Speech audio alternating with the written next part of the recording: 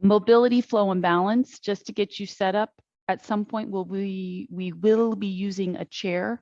We are going to really focus on our foot conditioning. So if you have a ball handy, any kind of ball, right, just start rolling on it. You know, for me, I I like to use all kinds of gadgets, and so I experiment. I've seen the golf ball treatment, and sometimes I don't have a golf ball handy. So, I tried to do this foot rolling with the tennis ball, and that was okay. The golf ball is really primo, but this pickleball, because it's firm enough, it feels like it's even got more stiffness to it than the tennis ball. I find that the pickleball is a better option for me than the tennis ball. So even though I have a bag of tennis balls, I will use the pickleball. And funny enough, the pickleballs are so sturdy that in my Tuesday morning class that I hold, we've actually used pickleballs to treat other parts of our body. And then I didn't think anything about it, but then I took those same pickleballs to then play pickleball. And once you start breaking down the ball for treating fascia, it doesn't actually play right. So I don't know. We were using my ball, and someone's like, "What's wrong with this? Like, whose ball is this? And what's wrong with it?" And I was like, oh, okay, note to self. So I never volunteer a ball up anymore, because I already know mine are all broken down and wrong, and they're no longer like really round. They don't bounce right. So anyway, if you're going to use your pickleballs to treat your feet, don't then try to play with them, because they're wrong. Hopefully you switched feet. Maybe you've got something going on so intense on one foot that you didn't even want to switch feet, because you're like, oh, wow, that feels so good. Like, that's where my body goes to. It's like I would never really know that I've got any hot spots on me until I start putting some applied force right along that line, that tension line. And then it makes me feel so proud of my body in a way for just like sucking it up day after day with all the things I demand of it. And then it doesn't really protest back. So knowing that your body, we're almost done with this, knowing that your body will endure a lot before it breaks down to the point where it halts you from your agenda, you have to have a lot of respect and appreciation for when your body actually does go to that point of restricting you from doing something that's on your agenda. That's when you really better take note and go, wow, this has been off track for a long time. And so you're done with your ball treatment. We're going to move on to the tops of our feet and our ankles. And here's where, let's go ahead and get our chair. I want to get this stuff out of the way so that I don't forget it, and putting it in this process of just staying along with the feet. I may even have to get closer, staying with the feet and ankles for a moment. I'm going to have to play around with my chair until I can figure out what you can actually see. Okay, so I discussed this the other day. I was watching a tutorial on feet, and this video showed that when you curl your toes, you should actually have a defining stretch or this indentation, this flexing of the foot, not just at the toe joint, but there is another series of joints beyond where the last joint is on your toe and where the top of the foot is. I didn't know this. Like, I had never seen this done, nor had I ever explored my own foot's range of motion. Because normally when I pull my toes down, I just see my toes round, but then I never noticed that there's another bone here, that between those two bones is supposed to be the foot's ability to have another point of flexion. So now I want you to look at your own foot. Can you draw that down enough where you see those other bones pop up? Take your hand now and then push on those toes a little bit. And now that your hand is creating the stretch, if your toes are still curled up, try to uncurl the actual toe and keep the angle of that stretch. This is a hard one to do. You don't have to do it seated or with your hands on your foot. It's just that until that area of your foot learns to have its own ability to flex, you may need to use your hand to manipulate that little part of your foot. Now, I'm going to take my fingers and I'm going to let my fingers guide the bottoms of my toes. Okay, so I've got each finger going with a toe. And so as I pull, use the heel of my hand to pull the stretch, I'm going to take my fingers and lengthen my toes from the underside while I'm trying to get that forward fold. Each toe for me renders a slightly different sensation, massive sensation across the big toe, right at its joint. But when I saw the video and I saw just how much bend ability her foot had at that junction, and then I did my foot and I couldn't even get those bones to protrude, I thought, there's a spot I need to pay some attention to. So all I want you to do, rub across the top of the toes, let the fingers, as you take and fold, let the fingers pull from the bottom side, and then the hand just works its way to the very ends of your toes. Our feet are highly sensitive, right? And so this should feel good in a way. As your finger gets to the very tip of your toe, it should feel like therapeutic. And how resistant is your foot to being pulled into that flexed position, right?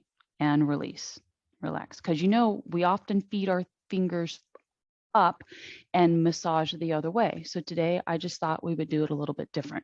Grab the other leg.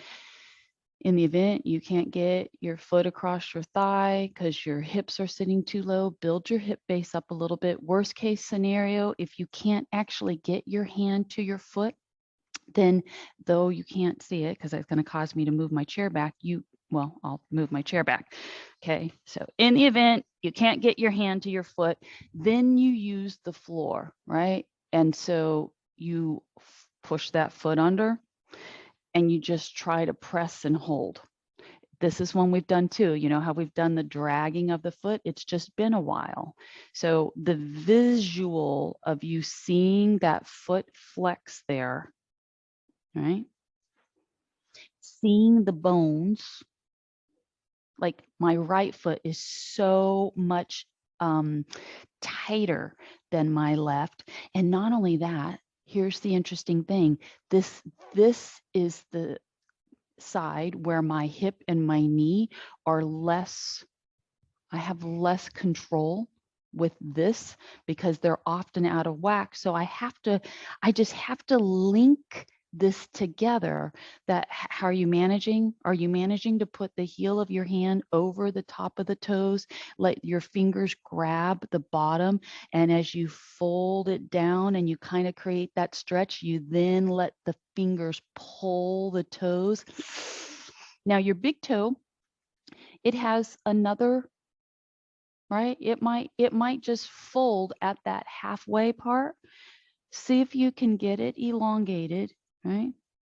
And not just folding at the big digit.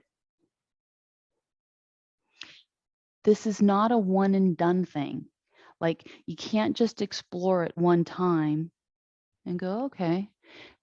For me, with that little marble, like it felt like I had a little marble on the pad of my foot. That was every time I stepped down and walked on it, it felt like that marble, like I was stepping on a marble and it was giving me sensation. Right? I told you this the other day. I came around to the top of my foot. I pushed, I found the pressure point. I pushed down on the top of my foot and I stretched that space from that digit, right? From the first joint action to that second joint action of the toe, and it about sent me off the roof. So if you can use both hands and get working on it, like why don't we handle our feet more often? I don't know. You can't use going to get your it's been so long, manicure, pedicure, right? As great as getting your pedicure feels, it's not the same thing as having your feet really worked on. So now, slightly different than what you did on the first foot. Feel like you're getting ready to work both hands into the equation. Can you massage from that first bone into the next joint and take each foot, each little toe, right? Pull on the end of the toe and massage the top of it while you're pulling. See if you have any sensation in the toe. Do you have one toe that is just like, oh, wow, there's so much pressure there? That's the toe that's doing the majority of the work for you as you use your feet, right? So a couple more seconds. Good. Release and relax. Move your chair. Get your towel or your coins or both. You're going to be picking up your coins. Now, why would we kind of prep our foot, right? And then make the foot do some work? Why not have done it the other way? Sometimes we will. I don't necessarily think that it always has to be scripted where we do it one way first and the next the other. So, but there is a reason why I did it. I wanted you to have a sensory awareness of your feet, right? And to feel, do your feet already feel like while you were rubbing them that you actually made them come alive a little bit, like you're a little bit more tuned in to that part of your body. So keep it simple. If you don't have your coins, but you've got your towel and you put your towel down, stand on your towel, keep your heel engaged to the towel, and then stretch the foot and claw that towel up. All right. So we're doing one foot. Repeat, get all of your coins to one side. If you're making it hard for yourself, what I mean by that, if you're not dropping the coin off to the same side of the leg that's picking it up and you're crossing over dropping, that just means that you've put yourself into an advanced move, which totally cool, right? But if you didn't realize that you put yourself into an advanced move and you're struggling, that's why, right? Other side. 10 pieces, it could be 20. Like you could spend, we don't have to do, like it could be that we did this for several minutes and your feet would not overtrain themselves. All right, step, squeeze, drop. I am going to have us move to our towel. All right, do the same thing with the towel, but bunch it up. The reason why I love the towel and the coin action is that with the towel, your heel is stationary and the action of the foot drawing up to pick up the towel and clamp and then being able to work at different angles trains It's called your, your peroneals right here, right? So put your towel down.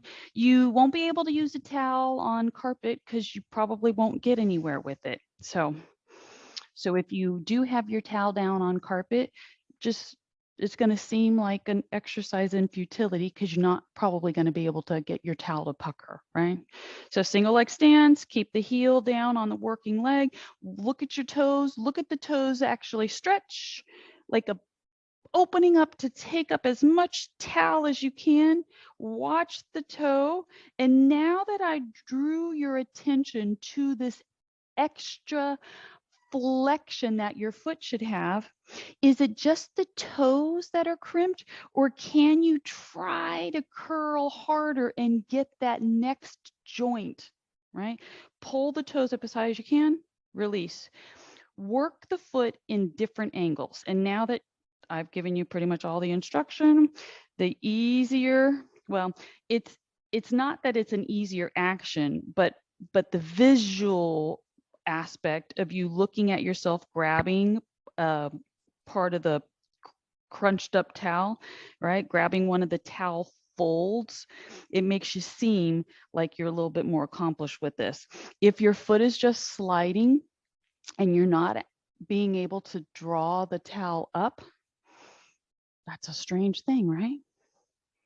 It has everything to do with the little joints in your toes being able to articulate themselves, right?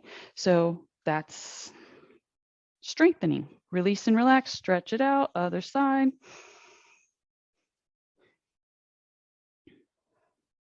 There's a lot that goes into every single movement.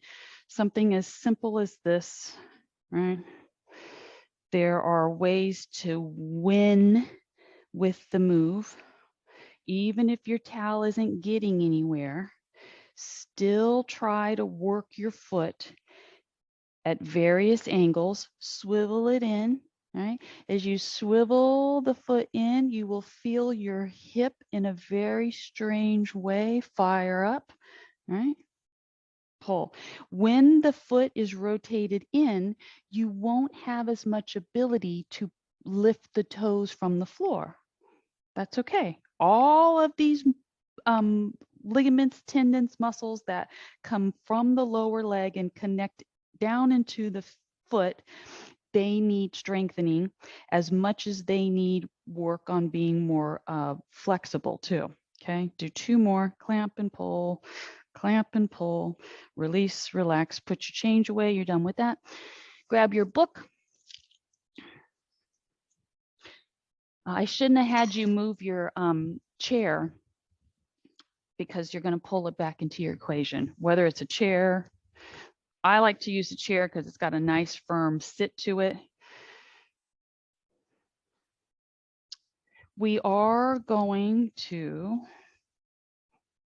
sit in our chair like we're sitting in our most uncomfortable upright position, so you don't get to use your backrest. Normally, we just walk around with our book, but today we're going to start and try to do a little back strengthening work, core stabilization, in addition to the book. It's been a while, right? Do you have your mirror? Do you need to start with your mirror aligning yourself before you sit down? I don't know. It's kind of hard. So once your book is in place, sit up tall, draw your chin back. Isn't it amazing? I'm going to tune you into something about your body. So now, because you can't look down, like as I'm looking at myself in the screen, I've set my feet a little too close together, right? So as soon as you focus on what's called cervical spine retraction, you tucking your chin, as soon as you draw your chin back, you should feel your back body line, spine, elongate, right? Now, sometimes when we elongate our spine, unbeknownst to us, we actually draw our shoulders up too. So relax the shoulders, take your chin, tuck it back. See? Now, you're going to do that about 5 or 6 more times because you should almost feel like your body is slightly like an accordion. And so when you're not focused on lengthening here, your body actually sits more compressed, right? So now chin pulls back. It's as if something is guiding you up. It changes your heavy load in the rear 2 sits bones and causes your body to displace the weight better. That's where the rise comes from, right? So let's exaggerate without dropping the book. Slink down to what you know is like your really bad position. Feel it. Feel how when you slink down, your chin just juts further forward, right? And now control yourself all the way up. Chin is drawn, pull the belly in, right?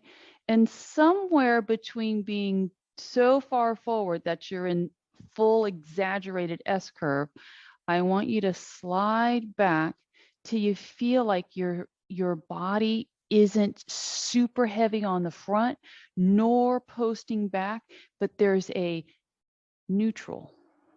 Okay. That's where we start. All of that to get you to hopefully be able to identify that the up sweeping arm helps you get up even more. We're going to drop the arms out of it and go through the whole exercise again. Release. Okay. Slink back. The slink back 5 times. Pull up. Don't worry about the full sit. Slink back into C curve. Why? This is ab work. Pull up. Don't worry about going to your full extension, right? Because we're going to settle in. Isn't it amazing? If you just hung out here, which would seem like bad posture, you're getting full on ab contraction. Pull up. 2 more. Rock back. Hopefully you're able to feel your, it's called pelvis, pelvic tilt, right? Pull up. 1 more. If you got problems with your coccyx, I apologize because this won't feel good to you to load it on the back end. And now we're starting at the beginning. You're seated. Draw the chin back, which makes your body actually elongate more. Now, right at this moment, you should feel like you're in your fullest stretched sit position. Okay. Raise an arm up. You actually, now that you have your arm up, can sit higher, right? Didn't you just? Keep up, switch arms, reach the high arm higher and see if it doesn't make you feel like you're getting longer. Relax arms, slink back. We're only going to spend 1 more repetition, right? You're in slink mode. Lay back as far as you can without the feet leaving the floor. Pull your belly in. Be very proud of yourself that you're identifying, oh, I actually do have abs, right? Pull yourself up. Cervical spine. Posting. Take an arm. When that arm gets up, stretch higher. Switch arms. Wow. Release and relax. So now, standing. How many things can we do? Are we going to continue keeping the book on our head? Walk around a little bit. Go as slow as you need to. If you walk past a mirror, maybe look at your book, see if it's still on straight. While you walk around, instead of doing shoulder circles, can we just do lifting the shoulders, dropping the shoulders? It's more like a controlled lowering, right? Since we have the book on our head, we're not going to be able to freely drop the shoulders because it might make you feel like you're going to lose your book. But I want you to pull up, make your shoulders come as close to your ears as you can. And then when you push down, not only are you pushing down, I want you to feel like you're expanding from right to left shoulder, right? So pull it up. On the up pull, you should feel like your body actually kind of shrinks on the top, and then push down. As you do your last pull up, start making yourself back or taking yourself back to your place. Push down, stand next to your support base. Since you can't look down at your foot and keep your book on your head, it's the awareness. I want you to plant your foot. I'm going to get a little bit closer to tell you what we're going into. It's assisted tree pose. So your stance leg, try to point it straight ahead instead of letting it deviate at all. Feel what that is since you can't see it, right? The other leg, just let it find the ankle bone. As it finds the ankle bone, the very tips of the toes are going to stay connected to the floor. Something interesting just happened with my glute. As soon as I externally rotated my leg, that whole under the butt area, I just felt it fire up, and not in a way that made me feel good. Like it, that's why I just released it. But now going back to it, it's ready to move for me. So if you don't need your hand on your chair, don't use it. This is your most basic position. If you're really confident in your ability, slide the foot up a little bit higher. How does it feel? Are you even paying attention yet to what your hip slide may be on your stance leg? Pull your body to neutral. So think about that. This nice strong line is pulling you up because we just practiced that, right? Don't let the weak hip just go, right? Pull it in. So now, if you still have more, say you want more, but you think you're going to need your chair for support, pull the chair, work the foot up. Oh, how high can you work your foot, right? Like here is about as far as my foot goes without assisting it higher. Once I get it up there, it'll stay, but I can't get it in that groove without my other hand assist. So, and now I did oil my feet. As I was doing all my treatments this morning on my feet, I thought, oh, I'll go ahead and put my lotion on the way I normally do, but there I'm going to have to fight to keep it from sliding. So go wherever you're going to go. Try not to use your chair unless you need it. And look, I can already tell because I can get to stare at myself in the screen that I was going a little bit to the side. Just keep making your adjustments with your accessories, right? So that you feel like you're not compensating. Even if you're using your hand on the chair, pull your mind to muscle, tighten up the derriere on the stance leg. Try to pelvic tilt, because when you pelvic tilt, it will make it seem like this knee is being pried open from the front position, and that's where we want it. We want glutes activated, even though this is balance pose. 5, 4, 3, 2, guide yourself out of it. Walk around your space, get to the other side, just standing on into that single leg stance position.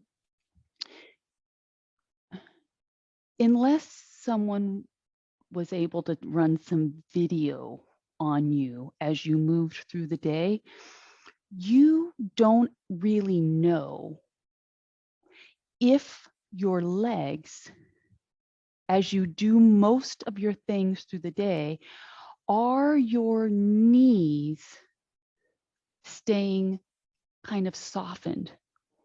So when we go into tree pose and we actively stiffen up our legs, that is not the space that our knee joint is used to being in. So when you come out of something like that tree pose and you start taking the first few steps, you might feel like those knees have just done something that may or may not be good for them.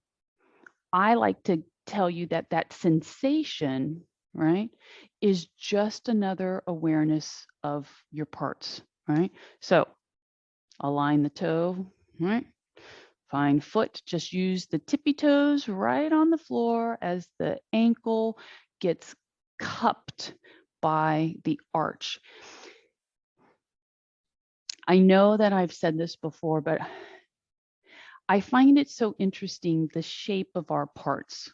Like if you can think about your arch contouring to your ankle bone, it's like a perfect fit. Like rub your foot along your ankle bone and go, wow, that is interesting. Is your glute doing something odd? Because if you have an immediate pinching activation, then just work the leg like this. Both of mine are firing up oddly where it makes me want to come out of it, right? So now sliding the foot. And then, though we're not supposed to push along the inside of our knee, isn't it interesting how that knee also allows the arch to take a shape around it?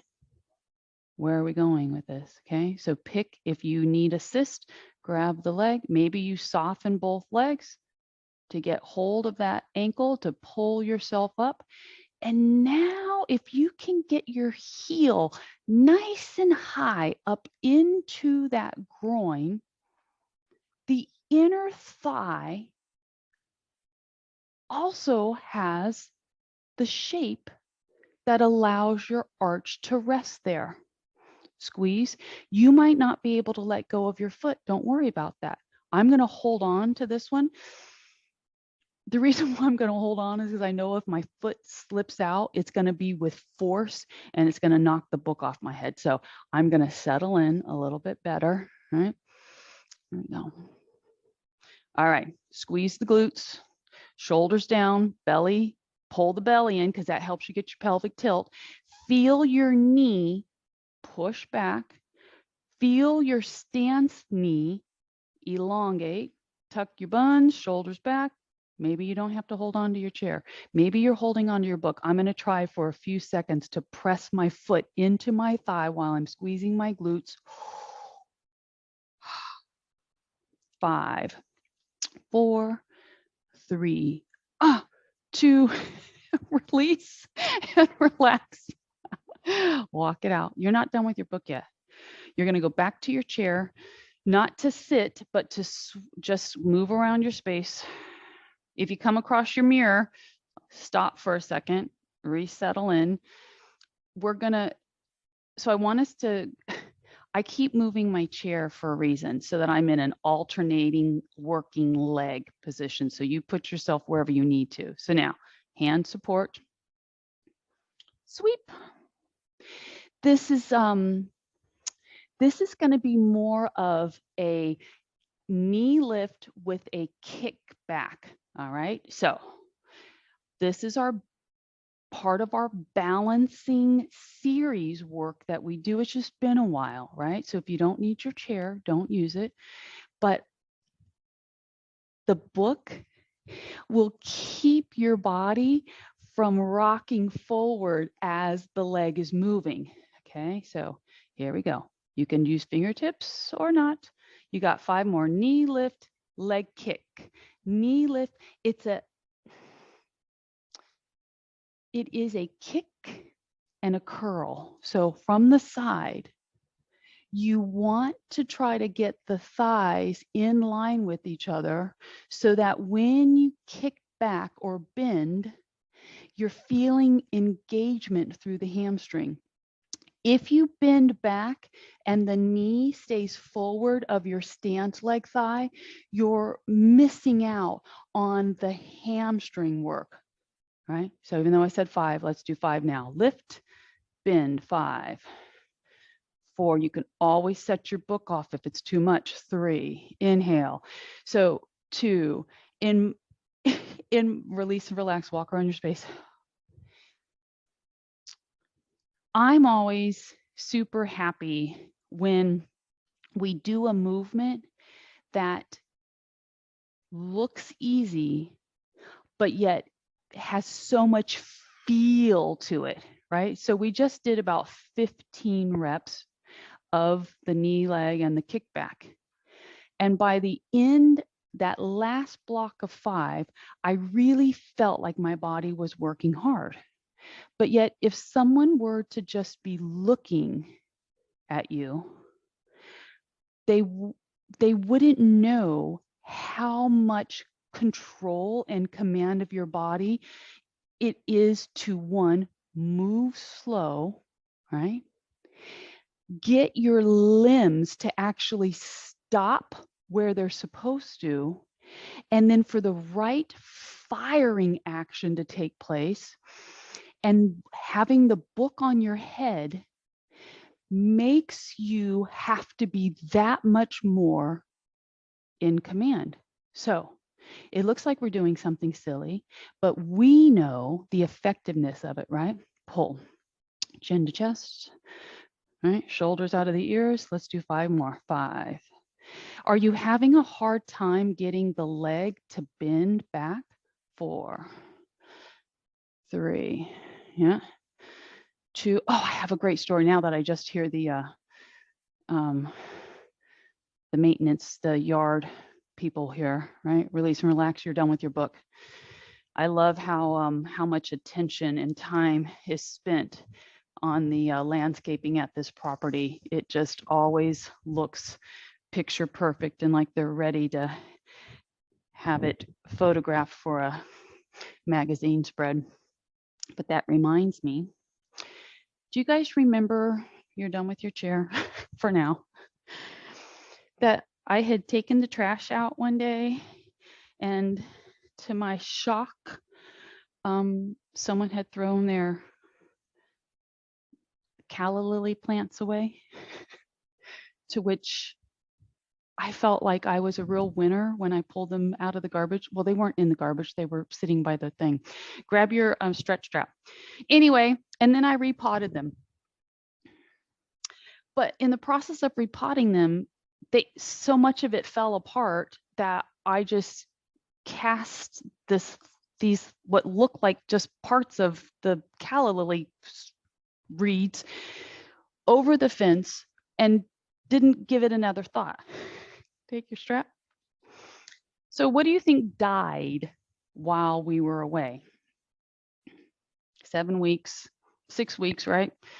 If your shoulders are crabby, just keep your elbows nice and soft. If your body feels good, then your arms will be able to elongate more. I have folded my strap, right? I could open it up a little bit and have more strap, but I know my shoulders are pretty fluid, so this length works for me. You might get up and not be able to do the full pull back, right? That's when your shoulders are telling you, oh, bend the arm, right? So here we go. Get into your full rotation, swivel around, your feet should feel good. Everything is like, breaking out of its shell. So I come back from the trip. I look at my plants on the deck and, they definitely look a little less than. And then I happened to peek over the railing. I don't know what took my attention there, but I looked over it and I was like, oh my gosh, those things that I cast away took root. And now I have I don't know, the beginnings of 15 calla lilies down there. And so now that the yard people are doing the trees, I'm hoping that they don't think it's weeds and pull it, release and relax, take it the other way, up, pull it up. I didn't manage to kill the orchid or my little Christmas plant. So I have a Christmas plant on the table up here. And yeah, I did wonder while I'm away, like what's going to happen to these plants? They're not going to get any water. I should have bought one of those bulbs, those watering bulbs things that, you know, you just stick in the pot and it automatically just waters your plant. But I didn't think about it. I didn't think about it until I was away, wondering if my plants were going to stay alive. Big inhale up, exhale. I hope your shoulders are not resisting this, because this by far to me is one of these moves that from a standing position, I feel like so much is getting hit here in the best way, but that's my personal experience with this. Make this come across your last one. All right, so think tricep and lat. Okay, so you've got your band. Hold it up, one hand, right? Let the other hand, from a low position, let the other hand grab. And now pull down with that down arm. You do not have to have a wall to help you stabilize, but sometimes this elbow wants to track out instead of where it's supposed to be, which is bicep and ear alignment. Right? And then vertical elbow. So if you're looking around your space going, I would like to take a little pressure off, walk to a wall or a piece of your furniture. Maybe you've got an armoire, maybe it's a doorway, right? Maybe it's just a door. Put that elbow up and feel how your body just managed to go into a better controlled stretch. Less fight, more stretch. So now that your elbow's supported, you're just going to let your torso come towards your wall or whatever you're using, and then you can pull down on your strap a little bit tighter.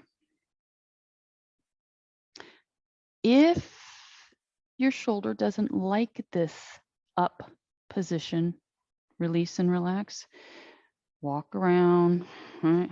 Change to the other side, then just know that for the next 45 seconds, try the other arm, because that's where we're going, right? Maybe one arm does it and the next arm doesn't.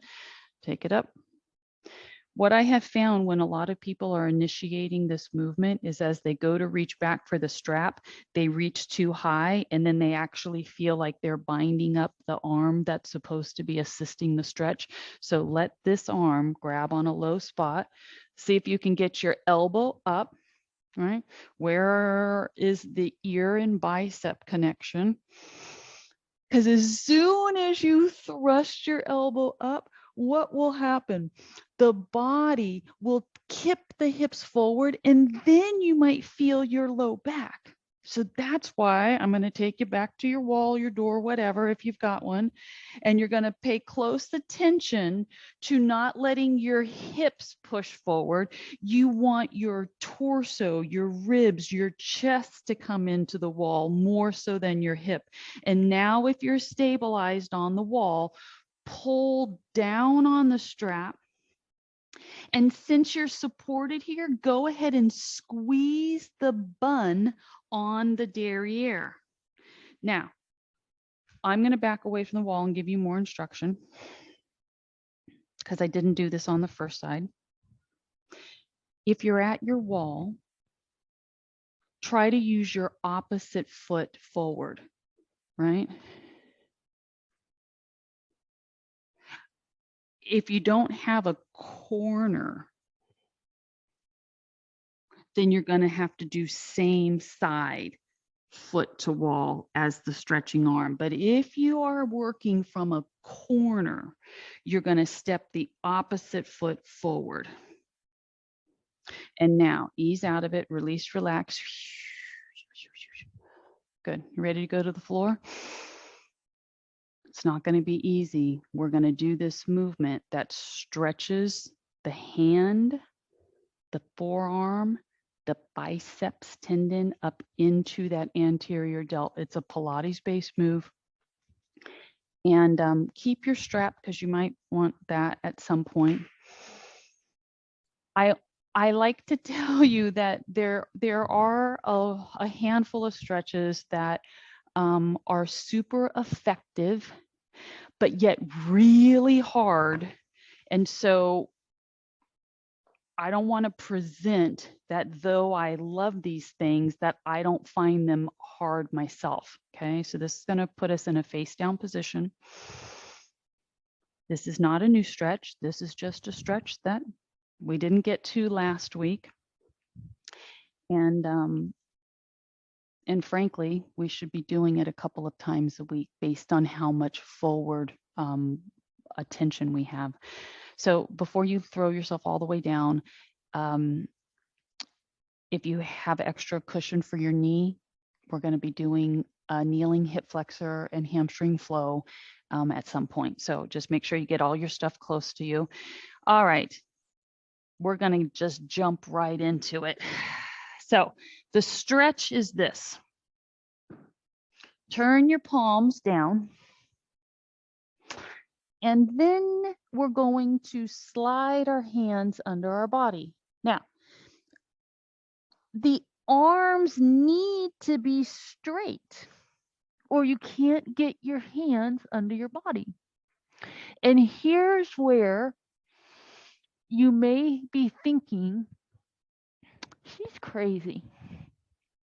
I'm not. What if with your arms straight, you can't get them under your body because you're so tight that you just can't. Your main objective is to lengthen your arms and try to put the insides of your elbows on the floor. So that's your start point. And if you can't get your hands under your body, then at least get palms open, arms extended with the inside elbow touching the floor. Okay, so I'm going to go back. I'm letting my hips, literally my hip bones are pressing into my forearms. And now the chin is touching the floor. I want you to just give me an alternating straight lifting leg. If you can adjust your face so that you put your tip of your nose on the floor, even better. Lift the leg, squeeze the bun on the lifted leg. 5, 4, 3, 2, release, slide the arms out. Turn one ear to the floor.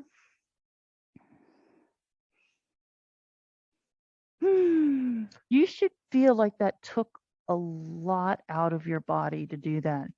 Like just laying here now, your body may feel heavy, like it's getting sucked down into the floor, and that's perfect. Pick your head up, turn it the other way.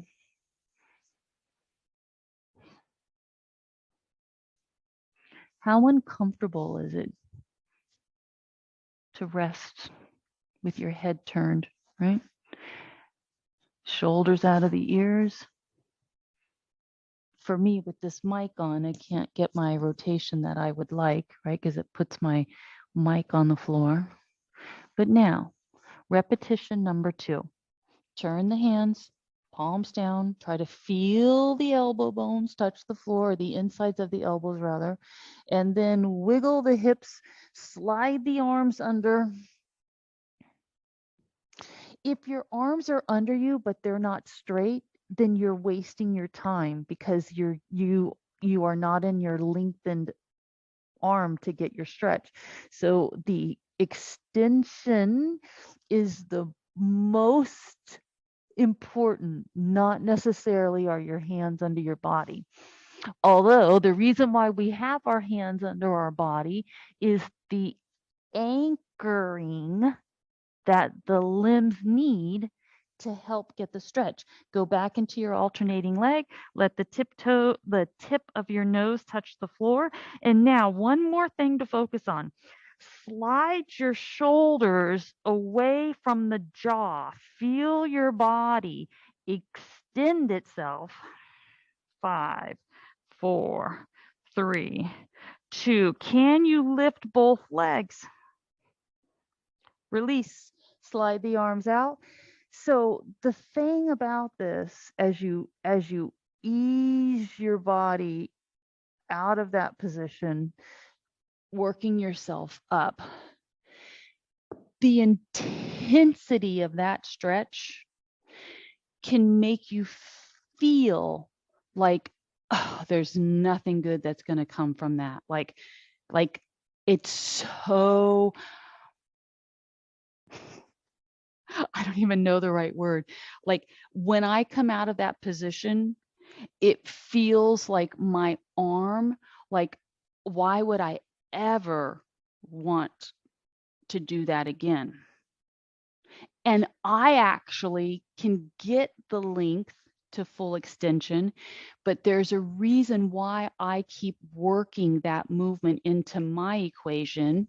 Okay, we're going to go to kneeling now.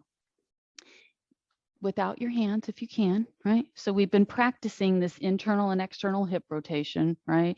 And on one side, like, can you bring yourself up a little bit, right? Other side, if you've already gotten up to your knees, don't worry about it. But if you're inclined to start teaching yourself to try to get off the floor with your bent leg position, it makes you use your muscles in your back body that don't want to really be active. So if you can keep it from affecting your knees, that is a great way to transition yourself to kneeling position. All right, so extra cushion. I just love the feeling that how gentle this is on my knees to have a nice squishy pad, whether it was this or my yoga blocks or, a big pillow. Even though I'm on carpet and a mat and a towel, it's not enough cushion for me. So you can't have enough cushion, or you can't have too much cushion. Step one, leg forward. Can we do a little bit of balance work here? How awkward is it to just alternate your knees? Do you need to put your hand down? Like, is it a fear thing that you can't get your leg out? Then put your hand down, because you're going to teach yourself, right? Put your hand down, switch hands, swing the leg, come all the way up, squeeze your bun, put your opposite hand down, pull the knee back, switch hands, bring the opposite leg forward, come up. These little bits of transition, right? We don't want to have fear around movement. We don't want to have a thought that we're incompetent around a movement. You have to learn, you have to teach yourself how to be competent in something that challenges you, and then it displaces the fear, and then you come at it from a very different mindset. So 1 foot forward. You're keeping that foot hip width apart, so don't let it cross the midline, or there is another complication to the matter, right? So we're going quad and hip flexor stretch, trailing leg, zip and tuck. No problem so far, right? Now, relax the foot, shove the fanny back, and just let your trunk start coming down. That should give you an immediate sensation along your hamstring. If everything about your knees, hips, legs feel okay, use your hands, guide yourself back. How deep can you sit on your trailing leg? And now if you're like, oh, I can't get there because I got something going on with my knee, then don't worry about it. Don't go that far. Switch legs. It doesn't have to be fluid. I'm exaggerating this, like what looks like an untrained body getting into transition.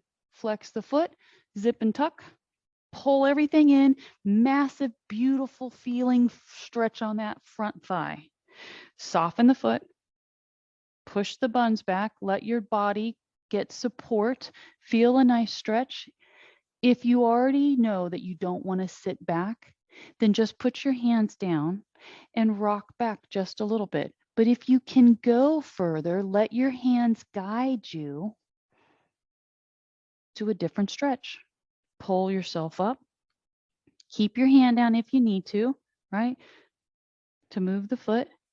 Put the other hand down. Go wide so your body can work around itself. Come up. Flex foot. The next time I make the transition, I'm not going to use my hands on the floor anymore. Flex the foot. Really, I'm so far forward with my hips because it allows me to get my toes cranked under further, because I know as soon as I load my toes, I'm going to straighten my body. I want maximum stretch. Release the foot. Hip hinge. I'm going to go ahead and sit back, rocking the toes up. Woo. Press forward. This is your last one. Hands or no hands, you decide, right? Flex the foot, pelvic tilt. Release the back foot, hip hinge. Go as straight as you want the leg, as controlled of your sit back as you want. There's no reason to not brace yourself. If your knee permits it to come down gently, right? Push up, release out of this. Hopefully you do have your cushion, right? I want your one bun. One leg is forward, one leg is folded back. This is one of those moves, let me show you, where just putting an extra couple inches of hip support will often allow you to get the angle of this leg into better form.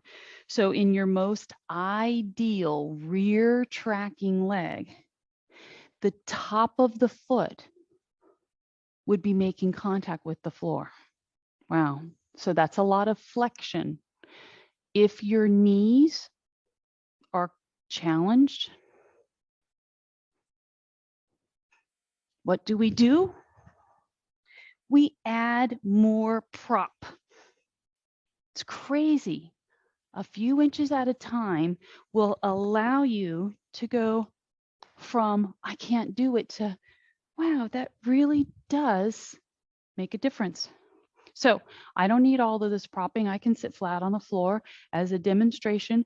I will still get something out of this, even though my hips are 6 inches higher than where they need to be. The hand that goes with the trailing leg, put it on the floor. Flat hand if you can. So if you're really tight and needed the extra buildup, you might not even be able to get your hand on the floor. That stretch, this is a secondary stretch for your quad, right? Come up, slide the leg forward.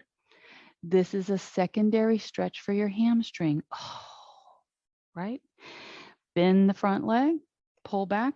Maybe you can get both hands to the floor. Maybe they don't go flat, but you can do fingers. Do you have to keep your knee on the floor? No.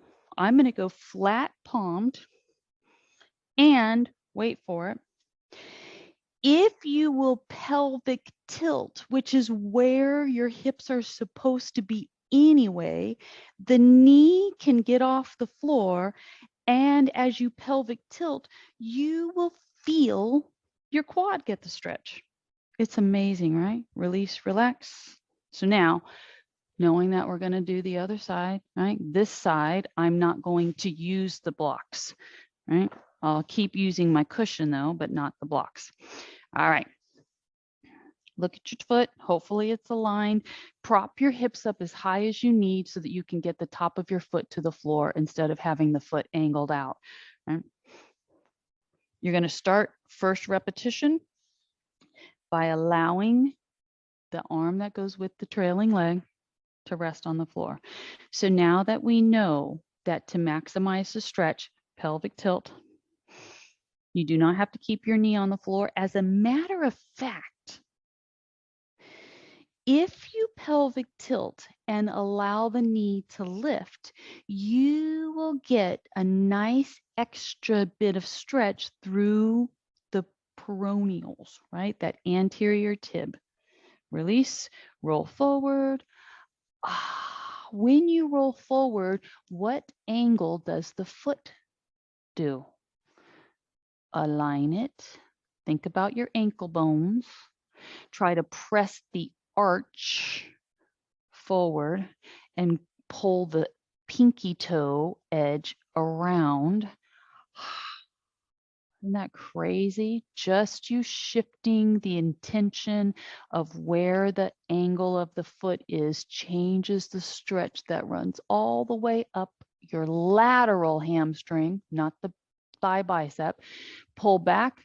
You decide, can you go both arms back? Maybe you're so flexible that you're like, I'll take it down to my elbows. And as soon as you get to your elbows, your knee pops up. Don't worry about that. Your knee doesn't have to touch the floor. Pelvic tilt. That's the more important thing. If your knee is flared out, close the gap. Push up. This is your last stretch. As you go into it forward, I know we're getting an extra one on this leg. Bend your leg enough so that you can feel the control at the ankle, right? So that what you feel isn't behind the knee. You want to feel the thigh and the calf, not behind the knee. So you do that control by softening the knee. And maybe everything's good and you can fully extend your leg. Maybe you can reach your opposite hand to the pinky toe and help pull that side of your foot back, which allows you to relax the foot a little bit so that you can maximize that stretch all the way up your rump. Release and relax, crisscrossed ankles. We're just going to finish right here, okay? Even if your knees are pulled up into you, don't worry about it. If your knees are pulled up into you, grab them and pull yourself forward. If your knees flatten down, brace yourself if you're on a pillow so you don't come too far forward and take your forward roll. Whew. Pull yourself up, lift up, breathe in, release and relax. All right, try to get yourself off the floor. Which version are you going to do? All right. You are free to roam. And I hope you have a great rest of your week. You guys take care. I'll see you next time.